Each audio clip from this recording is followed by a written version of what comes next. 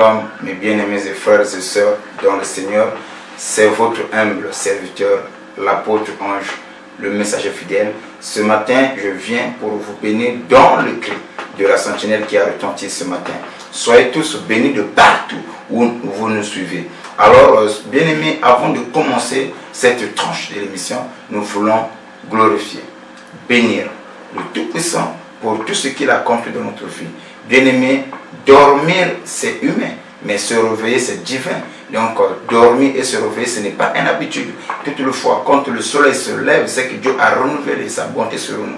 Alors nous allons incliner nos têtes pour bénir le Tout-Puissant pour ses bienfaits, pour tout ce qu'il a accompli dans notre vie.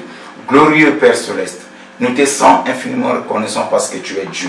Merci encore une fois au Père de gloire de ce que tu nous as compté parmi les vivants, de ce que tu as renouvelé ta bonté sur nous. Laisse que l'honneur et la gloire te reviennent. Dans le nom puissant et fort de Jésus, nous te l'avons demandé de prier. Amen. Bien-aimés, nous revenons encore pour parler sur ce qu'on avait déjà commencé. Dans le cri de la sentinelle, on avait déjà commencé sur la mission du Christ. Alors, pour mieux comprendre la mission que Christ devait accomplir sur la terre, et on avait dit déjà que Dieu ne fait rien sans but. Donc tout ce que Dieu fait, il le fait pour un but. Donc avec Dieu, il ne fait rien sans qu'il puisse avoir un but ou un objectif à atteindre. Donc si Christ avait laissé sa gloire pour descendre sur la terre, c'est que derrière ce déplacement-là, il y avait un objectif, il y avait aussi un but. Et on avait dit, la fois dernière, on avait clôturé en disant que la mission principale de Christ, c'était de réconcilier le monde avec lui. Mais nous revenons encore ici aujourd'hui pour montrer que pourquoi Christ devait venir à tout prix. Nous allons prendre le livre de 1 Corinthiens chapitre 15. 1 Corinthiens chapitre 15 du verset 45 à 50. 1 Corinthiens 15, 45 à 50. Je lis la parole au nom de Jésus. C'est pourquoi il est écrit, le premier homme, Adam, devait une âme vivante. Le dernier Adam est devenu un esprit vivifiant. Alors, le verset 46, mais ce qui est spirituel n'est pas le premier. C'est ce qui est animal et ce qui est spirituel vient ensuite. Le verset 47, le premier homme tiré de la terre est terrestre et le second homme est du ciel. Tel est le terrestre, tels sont aussi les terrestres. Et tel est le céleste, tel est aussi le céleste. De même que nous avons porté l'image du terrestre, nous porterons aussi l'image du céleste. Oh my, le verset 50. Ce que je dis, frère, c'est que la chair et le sang ne peuvent pas hériter le royaume de Dieu et que la corruption n'héritera pas l'incorruptible. Est-ce qu'on va acclamer fort pour le Seigneur Jésus-Christ de Nazareth? Bienvenue dans le Seigneur. Vous avez vu ce que la Bible nous dit? La Bible dit que ce qui est animal, ce qui est physique ne vient pas le premier. C'est ce qui est spirituel qui vient en premier. Et ensuite, c'est ce qui est spirituel qui vient ensuite. Donc ce qui est physique vient en premier et ce qui est spirituel vient ensuite. Donc voilà pourquoi le premier homme, il fut tiré de la terre. Voilà pourquoi Adam, qui était le premier homme, a failli dans sa mission. Et pour mieux comprendre cela, on doit repartir, on doit prendre notre véhicule pour repartir dans le livre de Genèse. Et là-bas, dans le village de Genèse, nous allons comprendre pourquoi le premier homme a failli dans sa mission. Et c'est dans ce sens-là que Dieu, pour sauvegarder sa dignité, pour sauver l'humanité, pour garder l'homme, il a fallu qu'il puisse envoyer le second Adam. Alors, nous allons prendre notre véhicule pour repartir là-bas, dans le livre de Genèse, pour mieux comprendre. Parce que la Bible nous dit, ce qui est terrestre, tels sont les terrestres, tel est le terrestre, tel ce qui est spirituel, tels sont les spirituels. Donc nous allons prendre le livre de Genèse chapitre 2, pour mieux comprendre ce que je veux dire. Nous allons voir que le premier homme a été tiré de la terre, il était terrestre. Mais le second Adam n'était pas terrestre. Et nous prenons le livre de Genèse. Genèse chapitre 2, le verset 15 au verset 17. Regardez. Je lis. L'Éternel Dieu prit l'homme et le plaça dans le jardin d'Éden pour cultiver et pour le garder. L'Éternel Dieu donna cet ordre à l'homme, ça c'est un commandement. Il donna cet ordre à l'homme. Tu pourras manger tous les arbres du fruit, mais tu ne mangeras pas l'arbre de la connaissance du bien et du mal. Car le jour où tu en mangeras, tu mourras. Amen. Regardez, et bien aimé le Seigneur, le premier homme qui était Adam, Adam représentait Dieu dans le jardin d'Éden. Est-ce que vous le comprenez? Donc, dans le jardin d'Éden, Adam représentait Dieu. Et dans le jardin d'Éden, c'est Adam qui devait être là pour cultiver. C'est Adam qui devait être là pour faire la continuation du travail que le Christ devait accomplir, que Dieu devait accomplir. Quand je parle de Christ, je parle de Dieu, parce qu'il n'y a pas trois personnes. C'est-à-dire qu'il n'y a pas trois personnes. Il est le même. Au commencement, il était Elohim comme étant le Père, et le Fils, quand il est descendu sur la terre, il est devenu le Saint-Esprit après la résurrection. C'est toujours la même personne, mais qui a joué des rôles, différents rôles. Alors, regardez bien. Et quand Dieu a créé Adam, Adam était sans péché. Adam ne devait pas tomber malade. Adam ne manquait de rien. Et Adam ne devait pas vieillir. C'était ça, le plan de Dieu. Quand Dieu a créé Adam, le premier homme, bien que Adam fût tiré de la terre, mais Dieu l'avait créé avec des conditions. Adam était parfait. Il était sans péché. Donc, sans péché, Adam ne pouvait pas tomber malade. Adam ne connaissait pas des maux, des blocages, tout ce que nous voyons là. Adam ne le connaissait pas avant le péché, bien sûr. Et Adam, quand Dieu l'a créé, la Bible dit que Adam ne manquait de rien. Et Adam devait, quand Dieu l'a placé, c'est qu'Adam avait une mission à accomplir par rapport à ce que Dieu lui a placé. Alors nous allons voir quelles étaient les clauses de l'alliance entre Adam et Dieu. Le premier clause de l'alliance, pourquoi Dieu a placé Adam dans le jardin d'Éden? Le premier clause de l'alliance, c'est de propager la race humaine. Vous voyez? Donc ça c'était le premier clause. Dieu avait placé Adam. C'était pour propager la race humaine. Ça c'était la mission d'Adam. Deuxième mission, deuxième clause, c'était de soumettre la création à l'homme. Donc Dieu a soumis cette création à l'homme. C'est voilà pourquoi je vous dis, dans le jardin d'Éden, Adam était le pasteur. Adam pouvait commander au lion. Lion, apporte-moi à manger. Il y avait les bêtes féroces. Et toutes ces bêtes féroces-là, tous les animaux sauvages-là respectaient Adam. Quand Adam parlait, ces animaux-là l'obéissaient. Alors j'aimerais dire un amen. Donc les animaux obéissaient à Adam. Pourquoi? Parce qu'Adam était le pasteur. Dieu, Adam représentait Dieu dans le jardin d'Éden. Alors, bien aimé de le Seigneur, il y a eu aussi à comprendre. Adam, c'est lui qui a nommé tous les animaux. Si aujourd'hui on appelle chacha, mais ce nom a été donné par Adam. Si aujourd'hui on appelle femme, ce nom a été donné par Adam. Mais quand on pose la question de Dieu, à Dieu, la question de savoir, Dieu dit, si on me posait la question, comment est-ce que j'allais appeler cet animal? Je dis, je l'appellerai comme Adam l'a appelé. Vous voyez? Donc, deuxième clause, Dieu avait, c'était de soumettre la création à l'homme. Donc, la création tout entière, les animaux sauvages, les bêtes féroces, tous ces animaux qui étaient dans le jardin étaient soumis à l'homme. Et troisième élément, troisième clause de l'alliance, c'est de dominer sur toute la vie animale. Vous voyez? Donc Adam devait dominer sur toute la vie animale qui se trouvait dans le jardin d'Éden. C'était le principe ou l'objectif dans lequel Dieu avait placé Adam dans le jardin d'Éden. Et quatrième clause, c'était de prendre soin du jardin et de se nourrir de ses fruits et de ses plantes.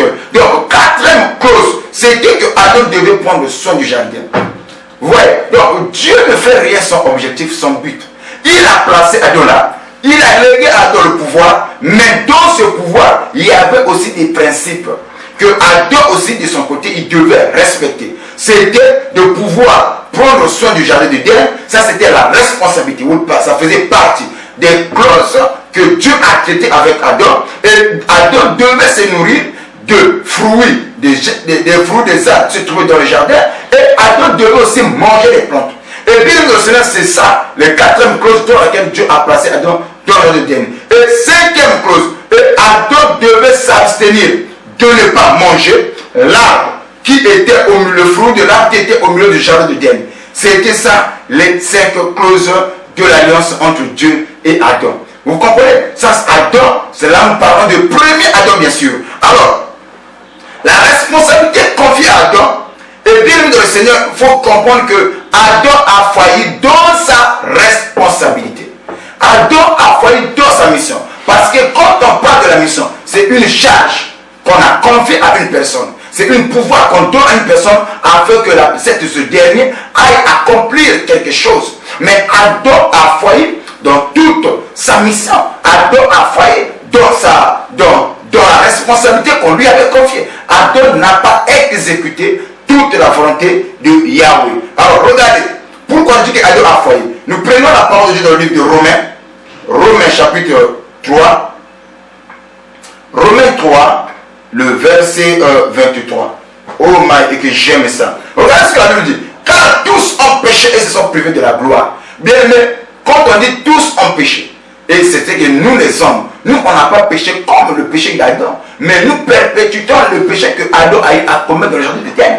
L'esprit de rébellion, cela ne vient pas de nous. Voilà pourquoi la Bible dit que tout homme né d'une femme est pécheur. Nous sommes des pécheurs par nature. C'est en rapport avec Adam. Vous voyez, donc Adam a failli dans sa mission. Voilà pourquoi Romains chapitre 3, le verset 23 nous dit que tout homme est privé de la gloire parce que tous ont péché. Alors bien aimé, si on peut encore aller plus loin, parce que nous aimons bien que quand la Bible parle, nous sommes toujours dans le cri de la sentinelle, oh my, et que j'aime ça. Et que dans le cri de la sentinelle, c'est cette voix-là qui remet l'homme au chemin. Et regardez, dans le livre de 1 Jean chapitre 1, le verset 8, qu'est-ce que la Bible nous dit? La Bible dit que si nous disons que nous n'avons pas de péché, nous nous séduisons nous-mêmes. La vérité n'est pas en nous. Ouais. Donc, cette nature du péché-là se trouve dans tout homme. Tout homme qui est né d'une femme, tout homme qui a cette nature adamique est pécheur. Donc, nous sommes des pécheurs par nature. Vous comprenez? Donc, la Bible dit dans le livre de 1 Jean, chapitre 1, le verset 8, il dit que si nous disons que nous n'avons pas de péché, nous nous séduisons nous-mêmes. Vous voyez? C'est que la vérité ne se trouve pas en nous. Donc, tout homme est pécheur. Alors, dans le livre de Romains, chapitre 5, nous voyons que la Bible parle, Romains 5, 12. Romains chapitre 5, le verset 12e. Qu'est-ce qu'elle lui dit? C'est pourquoi, comme par un seul homme le péché est entré dans le monde. Ça c'est la Bible qui nous parle. C'est par un seul homme. Quel est cet homme-là? Le premier Adam. C'est comme par un seul homme, le péché est entré dans le monde.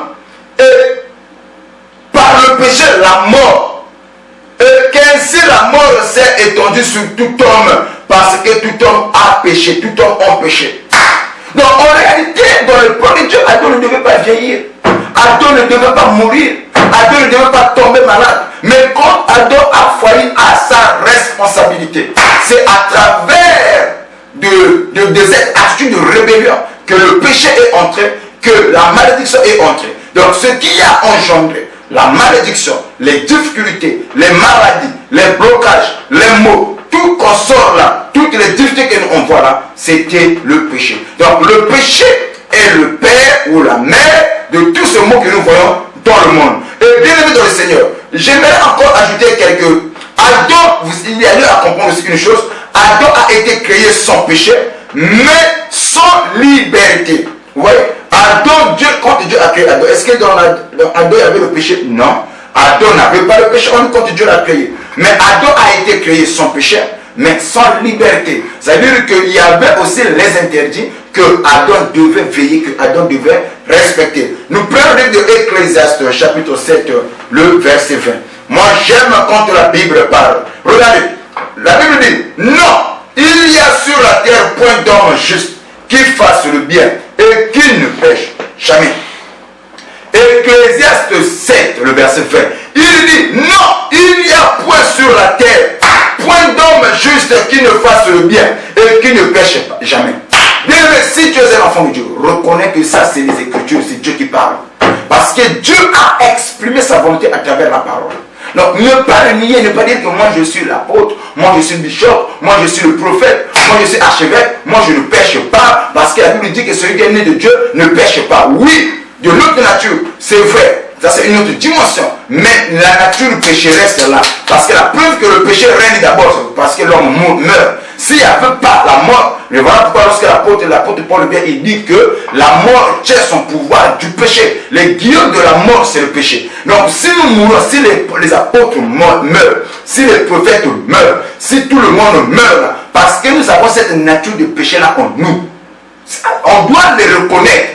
Qui suis-je, moi, qui vous parle? Je suis un pécheur, mais sauvé par la grâce. Oh my, et que j'aime ça. Mais voilà pourquoi, c'est là où beaucoup de gens se trompent. Au lieu d'adorer le Tout-Puissant, les gens adorent les créatures. Les gens adorent les prophètes. Les gens adorent les humains. Parce qu'eux pensent qu'après que Dieu ait utilisé une vase de terre et que Dieu a donné la capacité à une vase de terre, on peut l'adorer. Oh, parce que cet homme a accompli beaucoup de choses, beaucoup de miracles. Moi, j'aimerais vous poser une question.